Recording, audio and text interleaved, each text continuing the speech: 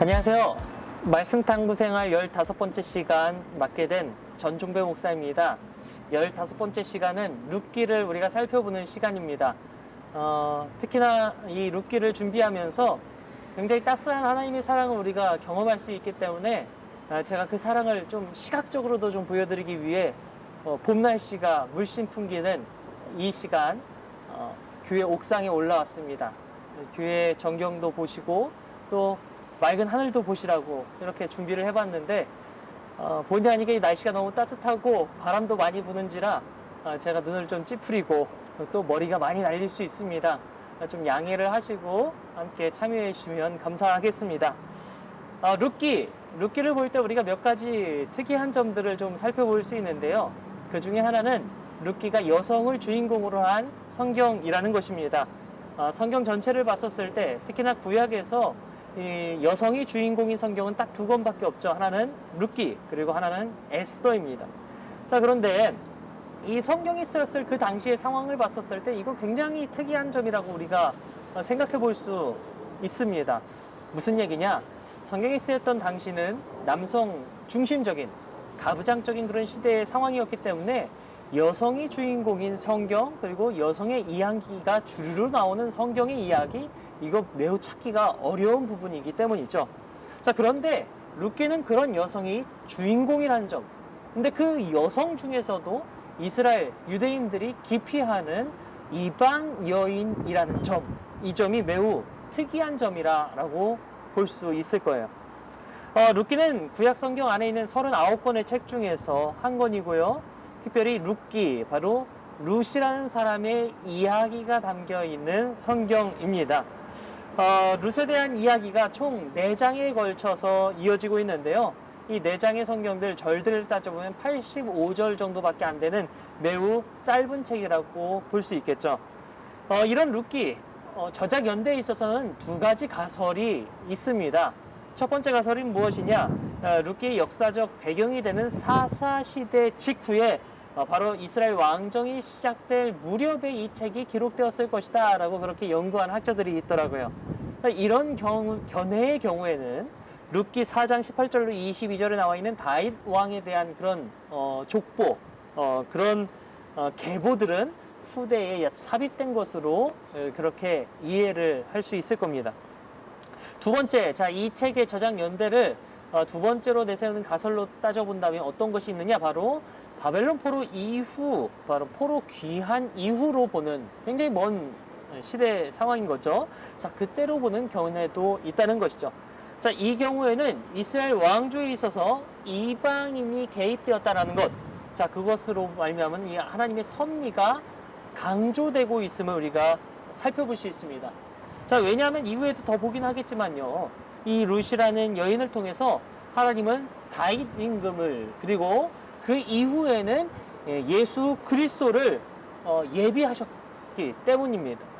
자, 그랬던 것처럼 이스라엘 포로기, 그 당시 아수르와 바벨론이라는 그 이방 나라, 그 이방 민족들을 통해서 이스라엘 백성들을, 그들의 신앙을 정화할 수 있는 그런 당위성을 부여할 수 있기 때문에 룻기가 또 그런 견해를 지지하거든요. 그렇기 때문에 이방인을 통한 하나님의 섭리가 강조된다라고 우리가 볼 수 있을 겁니다.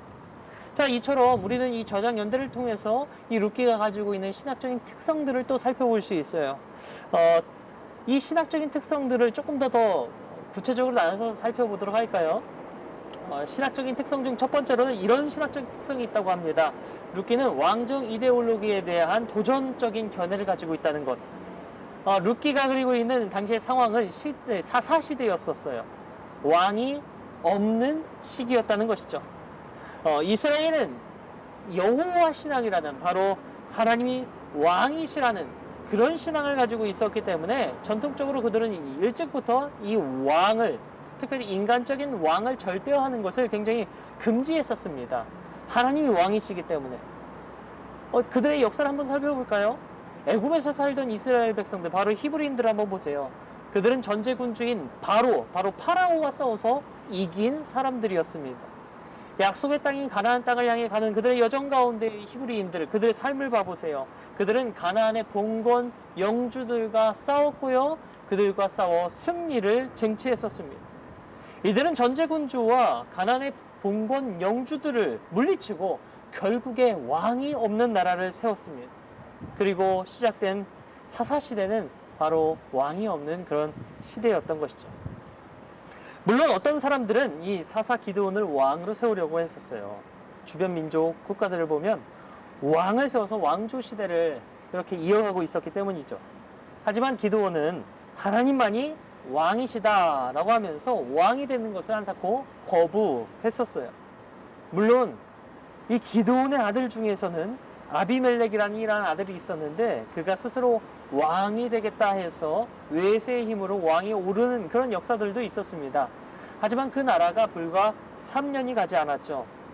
이런 전이해를 가지고 사사시대의 배경을 둔 이 룻기를 살펴보면 룻기가 왕정 이데올로기에 대한 도전을 하고 있음을 살펴볼 수 있습니다. 왜냐? 그 구체적인 예로 룻기에 나오는 인물 중에 엘리멜렉이라는 사람이 있죠. 이 엘리멜렉, 그의 이름의 뜻이 나의 하나님이 왕이시다라는 그런 뜻을 가지고 있어요. 내 하나님이 나를 통치하신다라는 것. 엘리멜렉이 하나님의 통치를 신뢰하지 못하고 결국에 어디로 갔나요? 이방 땅인 모압 땅으로 갑니다. 그곳에서 생명을, 그 구원을 얻고자 했었어요. 하지만 그는 그곳에 갔었을 때 생명을 얻는 대신 죽음을 얻게 되었습니다. 그렇기 때문에 룻기를 볼 독자들에게 인간적인 방법으로의 구원을 바라기보다는, 그것을 얻으려기보다는 하나님의 통치하심을 믿고 신뢰할 때 구원을 얻을 수 있다는 그 사실을 전하려는 그런 의도를 가지고 있다는 것, 우리가 이 말씀을 통해서, 룻기의 말씀을 통해서 알 수 있다는 것이죠. 자, 두 번째로 어떤 특징이 있느냐? 룻기는 신명기 율법에 대한 그런 도전적인 성격을 지니고 있습니다. 신명기 23장 3절 4절 말씀에는요, 이방 사람들을 경계하는 그런 법적인 조치 사항이 나와 있죠. 자, 암몬 사람, 모압 사람, 이 사람들은요 영원히 하나님의 총회에 들어올 수 없다라는 그런 법조항이 그곳에 나와 있어요. 그런데 이 룻기의 주인공 룻, 보세요. 어떤 사람이었나요? 룻은 모압 출신의 이방 여인이었어요. 그런데 그런 여인을 통해서도 다윗이, 그리고 훗날에는 예수 그리스도가 탄생하게 됩니다. 선민 사상으로 이스라엘 자국주의, 국수주의를 강조했었던 그들의 편협했던 신앙은 하나님의 뜻과는 대치되는 것이었다는 것이죠. 하나님은 이방 민족을 통해서도 구원 역사를 이뤄가시는 분이시라는 사실. 자, 부족하고 천하고다 여김받던, 그렇게 불리던 이들을 통해서도 하늘나라를 이뤄가시는 분, 바로 그분이 우리 하나님이시기에 우리는 룻기가 신명기 율법에 나와 있는 자칫 오해할 수 있는 이 국수주의적인 성격의 율법 조항들에 대치되고 있음을 알 수 있는 거예요. 세 번째로 룻기는 신명기 율법과 같은 맥락에서 국제 결혼을 금지하던 이스라엘 정신의 도전적인 성격을 지니고 있습니다. 제가 아까 룻기가 작성되었었을 그 연대에 대한 가설 중에 하나로 포로 귀환 시대를 말씀드렸었을 거예요. 그 당시의 상황을 그리고 있는 에스라 10장 18절로 43절의 말씀을 보면 이방 여인들과 결혼한 남자들의 명단이 쭉 나와 있음을 볼 수 있어요. 그곳에 거론된 이름들만 해도요, 제사장, 성전 성가대원, 성전 수의 일반인들을 포함해서 그 수가 무려 113명에 달하고 있어요. 그런데 에스라가 강제 총회를 열고 바벨론에서 잡혔다가 돌아온 이 백성들을 다 모아놓고 이방 여자들과 결혼한 이스라엘 남자들은 민족의 배신자가 되었으니 그 죄를 자복하고 이방 백성들과의 그 관계를 끊고 이방 아내들과의 그 관계도 인연도 끊을 것을 강요하고 있음을 우리가 그 말씀에서 살펴볼 수 있습니다. 그런데요, 우리가 요나서 그리고 룻기 이 말씀을 보면 이방 민족 가운데에도 편만한 하나님의 구원 역사와 사랑을 우리가 알아갈 수 있다는 것, 저는 이게 참 놀라운 은혜인 것 같습니다. 이스라엘 자국의 국수주의적인 그런 선민 사상과 정면으로 대치되는 바로 하나님의 편만한 사랑, 그 사랑이 있기 때문에 어쩌면 이방인이라고 불릴 수 있는 유대인이 아닌 바로 우리도 구원의 길에 초대받은 것이죠. 그렇기 때문에 우리는 감사하지 않을 수 없습니다. 룻기가 그 은혜의 단초를 보여주는 말씀이라고 볼 수 있는 것이죠. 자, 네 번째로 룻기가 어떤 신학적인 특성을 지니느냐? 룻기는 하나님의 구원 역사 가운데 나타난 섭리를 드러내고 있어요. 훗날 이 룻과 결혼한 보아스, 이 인물을 살펴보면요, 보아스는 라합의 아들이었다고 합니다. 라합이 누구냐? 바로 히브리 민족 이스라엘 백성이 가나안 땅을 향해 가고 있을 때 여리고 성을 맞닥뜨리게 되죠. 그 성을 함락해야 했는데요. 자, 그때 이 이스라엘 백성의 지도자였던 여호수아는 정탐꾼 2명을 여리고로 보냈었어요. 그때 두 정탐꾼을 자기 집에 유숙하게 해주고 여리고 왕이 사람을 보내서 그곳을 수색하게 할 때 그들을 숨겨줬었던 그런 이방 여인이 바로 기생이었던 라합이었습니다. 보아스의 내력을 보면요, 이런 이방 여인에 대한 거부감이 없지 않았을까 생각을 해볼 수 있어요. 왜냐? 자신의 어머니 또한 이방 여인이었기 때문에, 그것도 천한 기생 출신이었던 이방 여인이었기 때문이죠. 보아스가 만난 룻도요, 모압 출신이라는 그런 이방 여인이었기 때문에, 특히나 심지어 그녀는 이미 기혼자였었어요. 그래서 다른 사람들이라면 좀 기피할 수 있었겠지만 보아스는 그런 출신 내력 때문에 다른 사람들보다는 덜 하지 않았을까 볼 수 있겠죠. 하지만 그런 그녀가 이 보아스와 만나게 되었을 때 그녀를 통해 하나님은 놀라운 은혜를 베푸십니다. 바로 이스라엘의 최고의 임금이라 손꼽히는 다윗 임금을 예비하셨고요, 그 혈통을 통해 예수 그리스도가 탄생케 하시는 놀라운 계획을 이루셨던 것이죠. 우리는 기생이었던 라합과 재혼했었던 이 룻, 그 이방 여인들을 통해서도 하나님은 거룩한 구원 역사는 준비하셨다라는 것, 그것은 물론이거니와 그 사실을 통해서 우리가 이방 사람들도 구원으로 초대받았음을, 그리고 우리 모두가 다 하나님의 자녀가 될 수 있다는 그 은혜를 받았음을 더욱더 깊이 절감할 수 있게 되는 것입니다. 그 사실이 룻기의 말씀을 통해서 알 수 있는 거고요, 예수님의 족보를 통해서도 우리가 알 수 있는 것이죠. 자, 이처럼 룻기는 율법의 근본이 되는 헤세드, 바로 하나님의 인내하신 사랑을 지속적으로 강조하고 있는 거예요. 보아스가 기업을 물을 자로서 바로 시형제, 그 제도에 따라서 룻과 결혼을 한 것, 이것 또한 이 율법이 담아내고 있는 그런 과부를 돌보기 위한 헤세드 법이라는 사실을 잘 이해했기 때문에 그 일을 이루었다는 것입니다. 사실 시형제 결혼도 그래요. 이 결혼은 형제 간에 이루어지는 것이기 때문에 룻의 요청을 꼭 보아스가 받아들일 필요는, 그런 의무는 없었습니다. 그럼에도 불구하고 보아스는 하나님의 뜻을 성취하기 위해 이 법을, 형식적인 법을 뛰어넘는 그런 행동을 했었던 것이죠. 룻기의 중심 주제는 헤세드입니다. 이 헤세드, 바로 자기 백성을 사랑하시는 하나님의 마음이자 하나님을 사랑하는 백성이 추구해야 할 덕목이라는 것, 우리가 이 말씀을 통해서 더욱 깊이 깨닫게 됩니다. 자, 이제 내일부터 볼 룻기의 이 내용들을 한번 좀 구조적으로 살펴볼 텐데요, 우리가 이 룻기의 말씀을 하나하나 보는, 나무를 보는 일, 그것도 중요하겠지만 먼저는 숲을 한번 좀 우리가 쫙 보는 것도 나름대로 의미가 있을 것이기 때문에 제가 룻기의 구조를 간단하게 한번 좀 설명을 드리도록 하겠습니다. 룻기는 앞서 말씀드렸던 것처럼 총 4장으로 구성되어 있어요. 자, 이것을 나눠서 살펴보면 먼저 첫 번째 부분, 룻기 1장 1절로 22절까지의 말씀입니다. 먼저 이 부분을 두 부분으로 나눌 수 있어요. 1장 1절로 5절까지 말씀을 보면 베들레헴에서 살던 한 가족이 흉년이 들었어요. 그래서 타국으로 이주하는, 모압으로 이주하는 이 아이가 나와 있어요. 그리고 나머지 6절로 22절까지는 나오미와 모압 여인이었던 룻이 베들레헴에 풍년이 들어서 다시 베들레헴으로 귀국하는 그런 이야기가 나와 있죠. 자, 이것을 묶어서 제목을 지어본다면 모압 평지에서 베들레헴까지라고 지어볼 수 있지 않을까, 저는 그렇게 생각을 해봅니다. 다음 두 번째 부분은 룻기 2장 1절로 16절까지의 말씀, 이 부분에서는 모압 여인 룻과 보아스가 보리를 수확하는 그 들판에서 만나는 그런 장면을 그리고 있어요.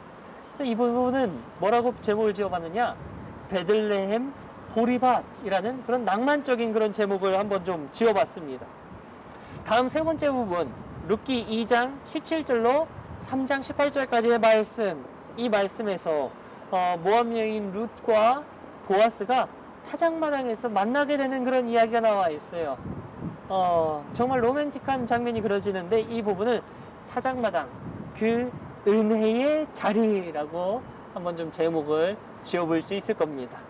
자, 마지막 네 번째 부분, 룻기 4장 1절로 22절까지. 이 부분은 또 1장과 마찬가지로 두 부분으로 나눠서 쪼개볼 수 있는데요. 먼저 룻기 4장 1절로 12절까지 보면 모압 여인 룻과 결혼한 보아스가 그 결혼 생활을 하는, 그러니까 결혼한 그 이야기가 먼저 나오고요. 그 이후 룻기 4장 13절로 22절까지의 내용을 보면 이들 사이에서 태어난 후손들에 대한 이야기가 나열되어 있습니다. 족보가 나오는 것이죠. 자, 이 부분을 아울러서 베들레헴이라는 그 동네에서라는 그런 제목을 저는 한번 붙여보았습니다. 자, 이제 내일부터 룻기의 이야기가 시작됩니다. 비록 룻기에는 하나님이 직접 등장하는 그런 모습은 보이진 않아요. 하지만 룻을 중심으로 일어나는 이 일련의 사건들을 봤었을 때 우연한 사건이라고만 볼 수 없는 이 사건들을 통해서 우리는 하나님의 따스한 손길을 느껴볼 수 있습니다. 하나님의 인내하신 자비와 사랑, 그 헤세드가 바로 코로나로, 그리고 여러 상황과 어려움으로 어지러운 이 시골을 살아가고 있는 우리에게 무엇보다도 필요한 것이지 않을까, 그리고 우리가 갖춰야 할 덕목이지는 않을까라는 그런 점에 있어서 우리에게 매우 시사하는 바가 큰 말씀, 룻기라 생각이 됩니다. 이 사실을 좀 명심하시면서요, 룻기에 담긴 하나님의 깊은 사랑을 우리가 함께 느껴보고 또 그 사랑으로 함께 살아가는 따스한 봄날과 같은 우리 동수 공동체, 저와 여러분 우리 모두 되었으면 좋겠습니다. 네, 그러면 제가 기도하고 마치도록 하겠습니다. 예수님 고맙습니다. 우리는 룻기의 말씀을 통해서 인내하신 자비로우신 헤세드 하나님의 사랑을 깊이 깨닫게 됩니다. 이 말씀에 담겨 있는 하나님의 사랑이 코로나로 여러 상황과 문제의 어려움으로 얼어붙은 우리의 마음에 따스한 햇살이 되어 주어서 이 어려운 시국 가운데서도 희망을 잃지 않고 나를 통해 놀라운 일들을 계획하시고 이루시는 하나님을 의지하며 살아갈 수 있는 우리 모두가 되게 하여 주옵소서. 나오미와 룻이 남편을 잃고 아들을 잃고 사랑하는 고향과 가족을 떠나야만 했었던 그런 아픔 가운데에서도 희망을 잃지 않고 포기하지 않았던 것처럼 우리도 하나님을 향한 굳건한 신앙으로 믿음을 잃지 않고 희망을 가지며 주님 앞으로 담대히 나아갈 수 있는 굳건한 주님의 자녀들 되어서 얼어붙은 이 땅 가운데에 따스한 주님의 사랑으로 온전히 이 땅을 녹이고 이 땅 가운데 주님의 사랑을 전할 수 있는 복된 사명 또한 감당할 수 있도록 주님 우리를 사용하여 주옵소서. 그 은혜를 역사하시고 함께 하실 주님께 감사드리며 예수 그리스도의 이름으로 기도드립니다. 아멘.